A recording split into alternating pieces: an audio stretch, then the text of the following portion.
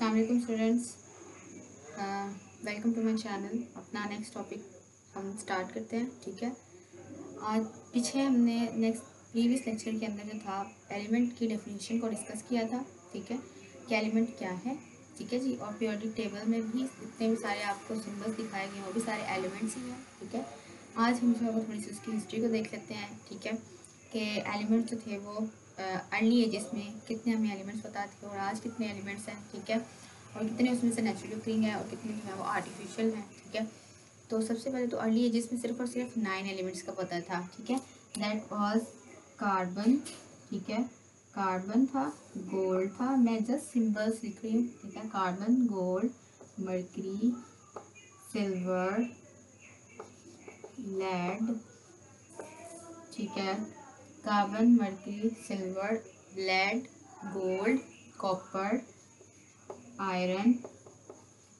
ठीक है, 1 2 3 4 5 6 7 copper, iron, mercury भी हो गया, लेड भी हो गया। ठीक है, सिल्वर, टिन। टिन को आप लोग इस तरह से लिख सकते हो, स्टेनस की फॉर्म में। ठीक है, हो गया हमारे पास carbon, carbon, gold, mercury, tin, lead. ठीक है, silver, copper, iron and tin. ठीक है जी, कॉपर हुआ हमारा। ठीक है, copper, iron and sulphur, sorry. ये हो गया हमारे पास carbon, gold, mercury, silver, carbon, gold, mercury, silver, lead, copper, iron, tin and sulphur. ठीक है, अर्ली एजेस में यानी कि बहुत पहले जब अभी एलिमेंट्स का आप लोग यानी कि जब केमिस्ट्री स्टडी कर रहे थे तो सिर्फ ये 9 एलिमेंट जो थे उस टाइम पे पता थे। ठीक है, उन्होंने इनका ऑर्डर नहीं होगा कोई भी, आपको जस्ट पता होना चाहिए कि कौन से 9 एलिमेंट थे। ठीक है, तो ये थे, सही है, और यही सबसे पहले डिस्कवर हुए थे। उसके बाद 19वीं सेंचुरी के एंड तक जो है ना वो 63 एलिमेंट जो थे वो डिस्कवर हो चुके हुए थे। ठीक है, और यही माना जाता था और डेफिनेशन के अकॉर्डिंग भी कि जो एलिमेंट्स है ना वो ऐसे सब्सटेंसेस है जिसको सिंपल फिजिकल मेथड यूज़ करके या कोई भी केमिकल प्रोसेस यूज़ करके इसको ब्रेक डाउन नहीं किया जा सकता। ठीक है, और मॉडर्न डेफिनेशन भी तकरीबन यही है, लेकिन उसमें थोड़ी सी मॉडिफिकेशन है। ठीक है, कि वो सेम टाइप ऑफ एटम से मिलकर बना होगा एलिमेंट। ठीक है, और उसको आप लोग सिंपल ऑर्डनरी केमिकल मीन से तोड़ नहीं सकते। यहाँ पे वही है, लेकिन उसको सब्सटेंस ही बोल रहा है। वो एलिमेंट एक ऐसा सब्सटेंस है जिसको आप लोग ब्रेक डाउन नहीं कर सकते सिंपल ऑर्डनरी मेथड से। ठीक है, ऑर्डनरी मेथड्स मैंने आपको पिछले लेक्चर में बताए थे। ऑर्डनरी मेथड्स कौन से, इलेक्ट्रिसिटी हो सकता है। ठीक है, यहाँ पर कोई केमिकल प्रोसेस हो सकता है, सही है, तो वो सारा ये उस टाइम पे पता थे। ठीक है, और 19वीं सेंचुरी के एंड तक कितने एलिमेंट्स पता हो चुके थे, 63 एलिमेंट्स हमें मालूम हो चुके हुए थे। ठीक है, और अब टुडे हमें कितने एलिमेंट्स का पता है, 118 एलिमेंट्स का। ठीक है, 118 एलिमेंट्स का, और इसमें से भी 118 में से भी जो 92 है वो नेचुरली अक्रीड है। ठीक है, यानी कि वो नेचर में एग्जिस्ट करते हैं, उनको लेबॉर्ट्री में नहीं बनाया गया। ये है नेचुरली अक्रीड 92 आउट ऑफ 118 एलिमेंट्स। ठीक है, उसके बाद वो कहते हैं कि ये जो एलिमेंट्स है ना, जो नेचुरली अक्रीड एलिमेंट्स हैं जो कि पूरे वर्ल्ड में प्रेजेंट हैं और नेचर में इनकी नेचुरल अबंडेंस है, मतलब इनकी कुदरती तौर पे कोई तादाद है, अबंडेंस है। ठीक है, तो वो यही बात कहना चाह रहे हैं कि ये अब आपकी जो ज़मीन है ना उसमें ओशन भी है, उसमें माहौल भी है, एटमॉस्फेयर भी है। ठीक है, और उसमें क्या है, अर्थ क्रस्ट भी है, यानी कि ज़मीन के लेयर भी हैं। ठीक है, अर्थ क्रस्ट मतलब ज़मीन के सतह। ठीक है, तो अब उन तीनों में, ठीक है, यानी कि अर्थ में, ओशन में, एटमॉस्फेयर में इनकी परसेंटेजेस डिफरेंट है। ठीक है, जैसे कि देखिए यहाँ पे अर्थ क्रस्ट की बात करें तो ऑक्सीजन एलिमेंट जो है वो कितने परसेंट है, 47%। सिलिकॉन कितने परसेंट प्रेजेंट है, 28%। एल्यूमिनियम कितने परसेंट प्रेजेंट है 7.8%। इसी तरह से ओशन में देखा जाए तो ओशन में ऑक्सीजन जो है कितने परसेंट है, 86%। हाइड्रोजन कितने परसेंट है, 11%। क्लोरीन कितने परसेंट है, 1.8%।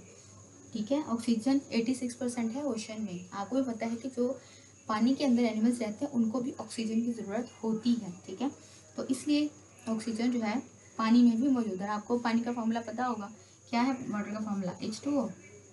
ठीक है, ऑक्सीजन है ना इसमें, ये तो पानी वाली ऑक्सीजन है, लेकिन डिजोल्व फॉर्म में भी ऑक्सीजन, आपके एयर के अंदर जो ऑक्सीजन है वो ड्राई फॉर्म में है, गैसियस फॉर्म में, और जो सी के अंदर यानी कि सी वाटर के अंदर जो ऑक्सीजन है वो डिजोल्व फॉर्म में है, ठीक है, लेकिन है ऑक्सीजन, इसलिए तो 86% है ओशन में भी, ठीक है जी, क्योंकि वहाँ की जो लिविंग ऑर्गेनिज्म जो कि पानी के अंदर रहते हैं उनको भी ऑक्सीजन रिक्वायर्ड होती है।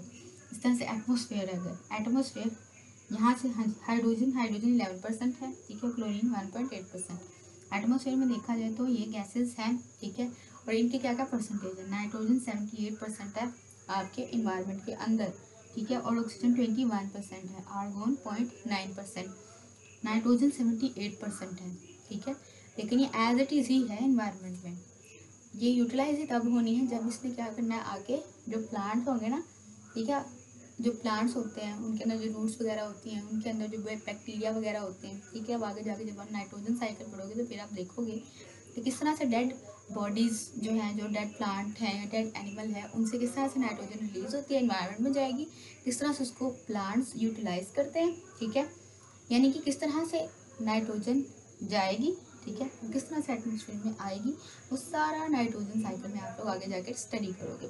तो इसलिए नाइट्रोजन जो है 78%, ऑक्सीजन भी है इन्वायरमेंट के अंदर 21%, हमारे लिए दूसरे एनिमल्स के लिए बहुत ज़्यादा ज़रूरी एलिमेंट है ये, ठीक है, तो इनकी परसेंटेजेस का आपको पता होना चाहिए, MCQs के लिहाज से, शॉर्ट क्वेश्चन के लिहाज से इंपॉर्टेंट है ये, ठीक है जी।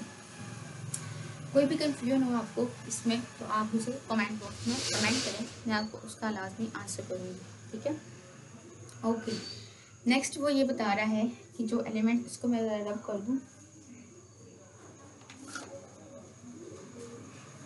आई होप कि आपको ये क्लियर हो गया होगा,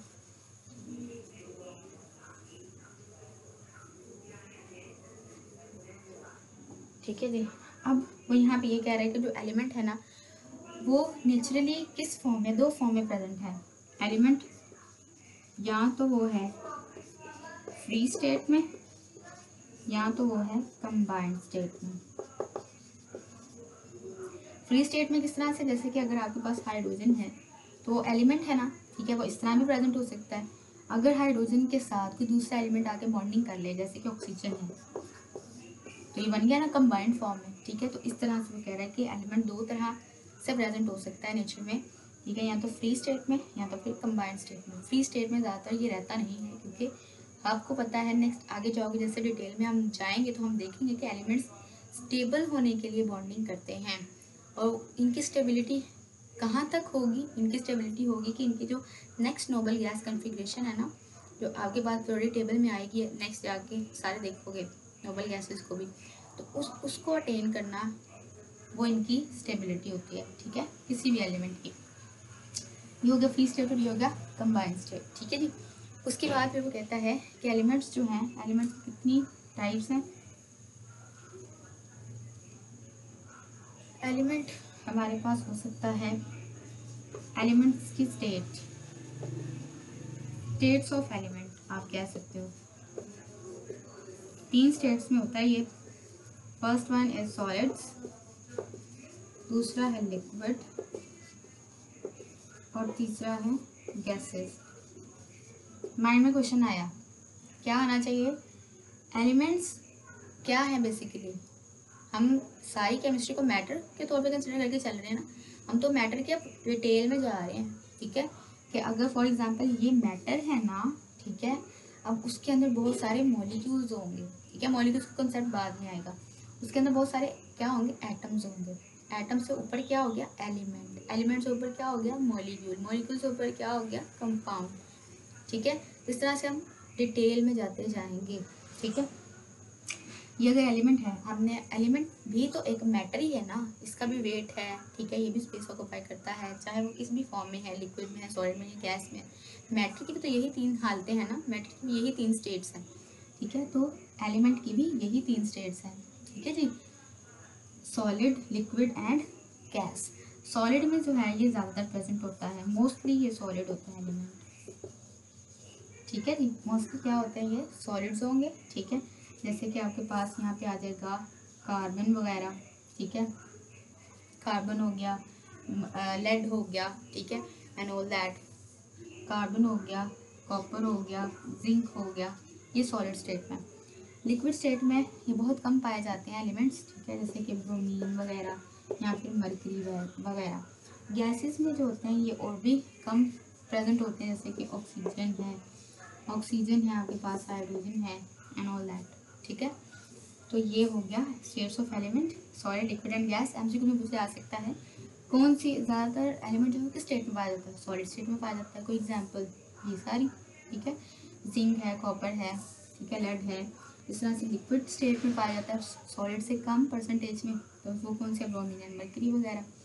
गैसेस स्टेट में जो पाया जाता है वो क्या है, ऑक्सीजन एंड हाइड्रोजन, ठीक है, गैसेस वगैरह में, ठीक है जी। और इसके अलावा अगर इनकी प्रॉपर्टीज़ की बेस पे अगर इनको देखा जाए, states of element on the basis of properties, states of elements in basis of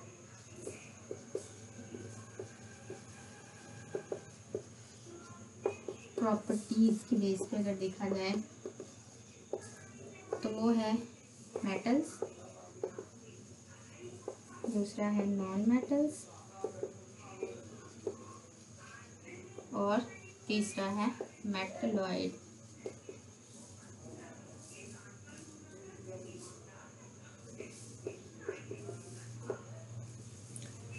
metals, non metals and metalloids, ठीक है। अच्छा जी, प्रॉपर्टीज़ के बेस पर अगर देखा जाए तो आपको पता है मेटल्स की भी अलग प्रॉपर्टीज़ होती हैं अपनी, नॉन मेटल्स की अपनी प्रॉपर्टीज़ होती हैं। पीरियोडिक टेबल के अंदर में